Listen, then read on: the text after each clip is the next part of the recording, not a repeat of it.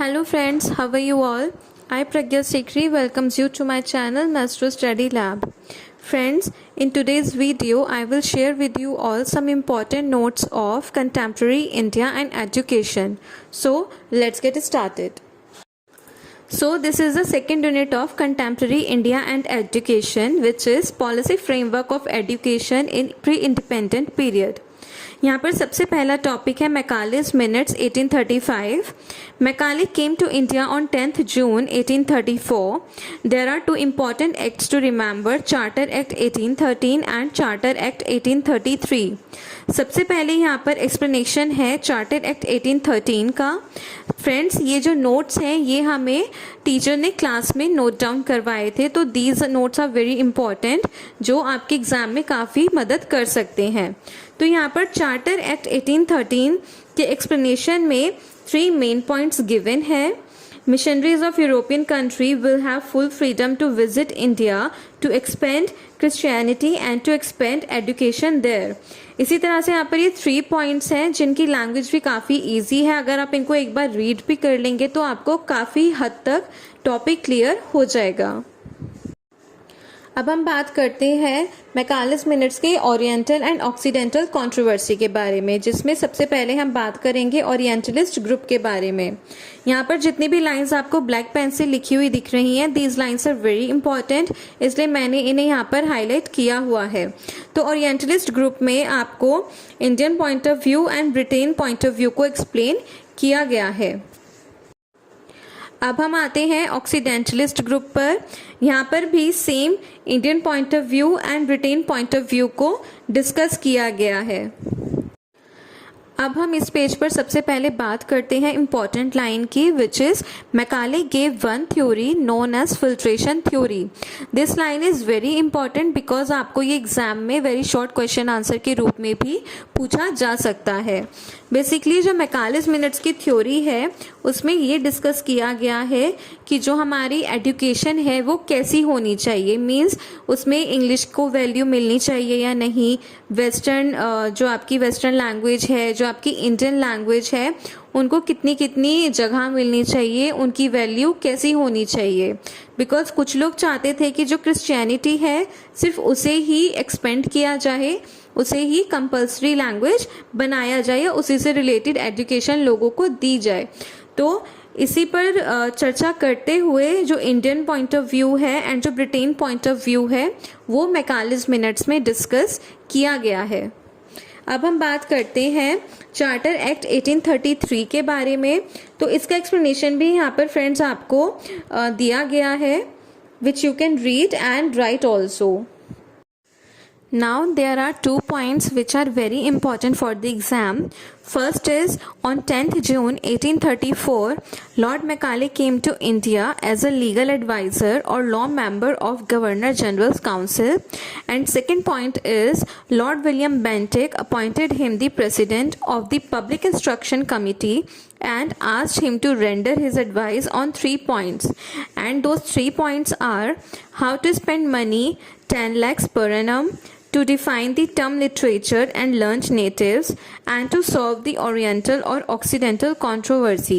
ये 3 पॉइंट्स थे जिन पर अपने सजेशंस देने के लिए विलियम बेंटिक ने लॉर्ड मैकाले को कहा था, और लॉर्ड मैकाले को उन्होंने एज अ प्रेसिडेंट घोषित किया था, अपॉइंट किया था. After this, Macaulay deeply studied all these points and on 2nd February 1835 presented his report to the Governor General William Bentinck. This report is known as Macaulay Minute. So in 3 points को deep study करने के बाद Macaulay Minute ने अपनी जो भी report William Bentinck को दी थी उस रिपोर्ट को ही Macaulay Minute कहा जाता है.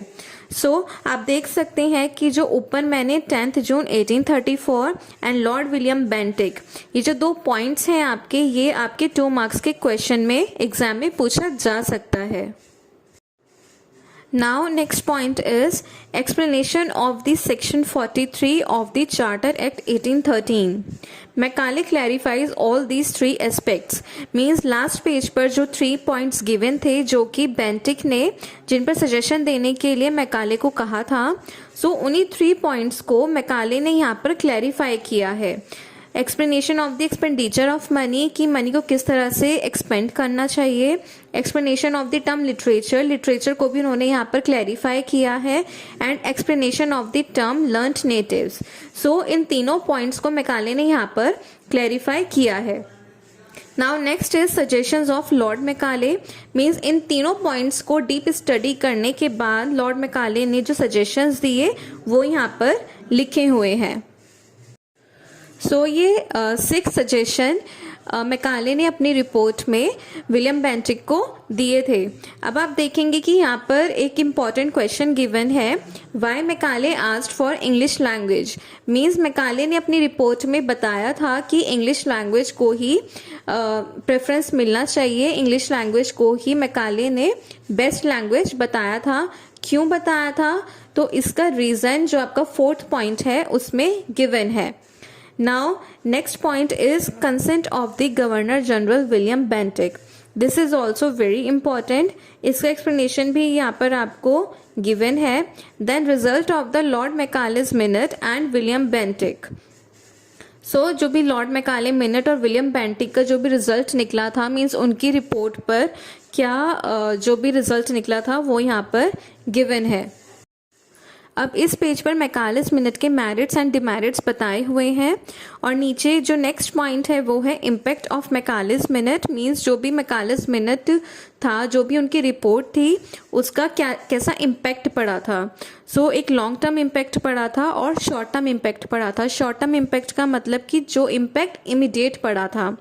सो इमीडिएट इम्पैक्ट जो पड़ा था वो था declaration of education policy, beginning of English system of education, declaration of English as official language and English compulsory for government jobs, and long term impact था take a knowledge of western literature, knowledge and science, paved the way of material prosperity in India, means India की समृद्धि का जो रास्ता था वो पक्का हुआ। Rise of social consciousness in India, Bentinck offended sati प्रथा, बेंटिक को सती प्रथा से बहुत नफरत थी तो इसलिए उन्होंने इस प्रथा को ऑफेंड किया था, इसको अपमानित किया था।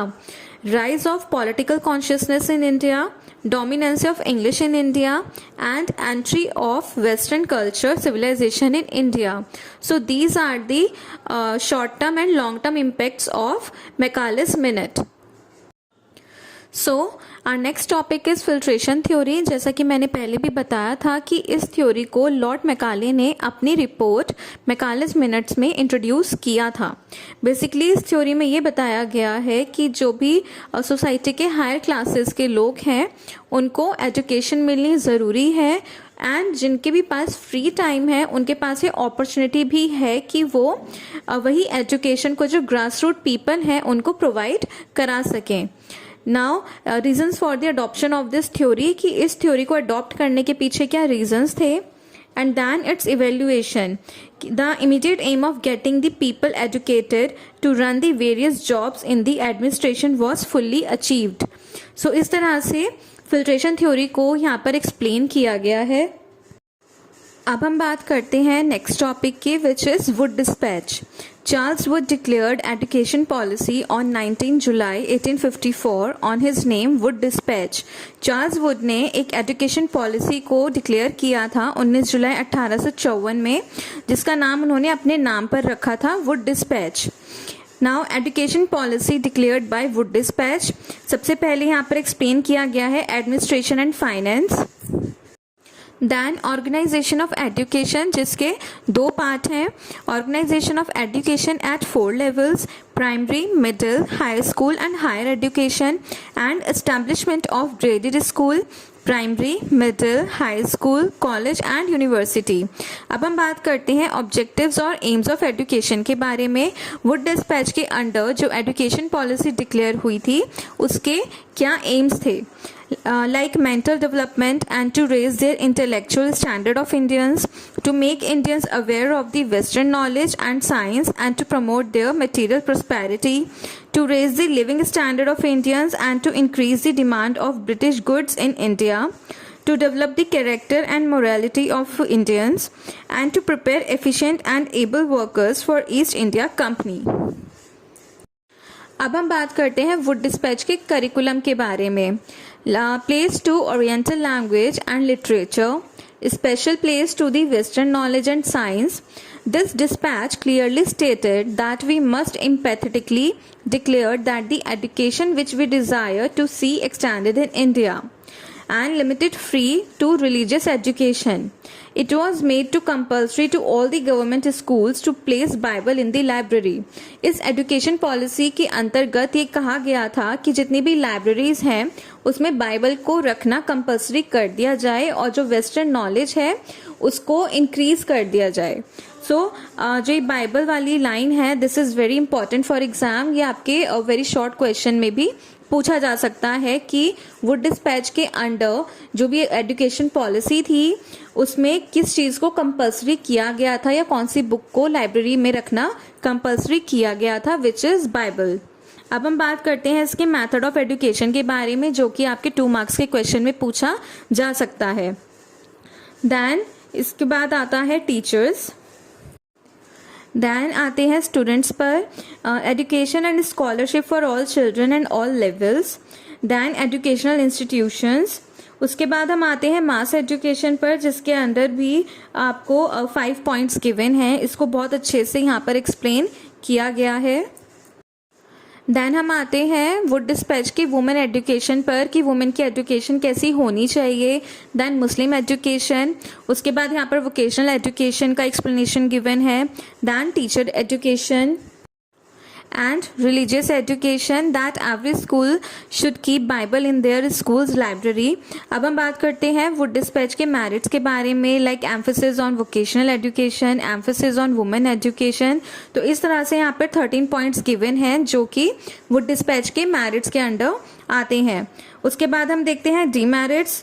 Special place given to English language and literature की जो एजुकेशन पॉलिसी वुड डिस्पैच के अंडर, उसमें जो ज़्यादा फोकस किया गया था वो इंग्लिश लैंग्वेज और लिटरेचर पर किया गया था. तो इसी तरह से यहाँ पर डिमेरिट्स में 5 पॉइंट्स गिवन है. देन हम बात करते हैं कंट्रीब्यूशन की. सो यहाँ पर लिखा है राइट फ्रॉम बुक की जो इसका कंट्रीब्यूशन है वो बुक में ज़्यादा अच्छे से एक्सप्लेन किया गया है. अगर आपको इसका एक्सप्लेनेशन चाहिए तो आप मुझे कमेंट बॉक्स में बता सकते हैं, मैं आपको इसका कंप्लीट एक्सप्लेनेशन प्रोवाइड करवा दूंगी. तो इस तरह से यहाँ पर हमारा जो यूनिट 2 है वो कंप्लीट होती है. अगर आपको इस यूनिट से रिलेटेड कुछ पूछना है या किसी और टॉपिक पर नोट्स की रिक्वायरमेंट है तो आप मुझे कमेंट बॉक्स में बता सकते हैं. Thank you so much for watching.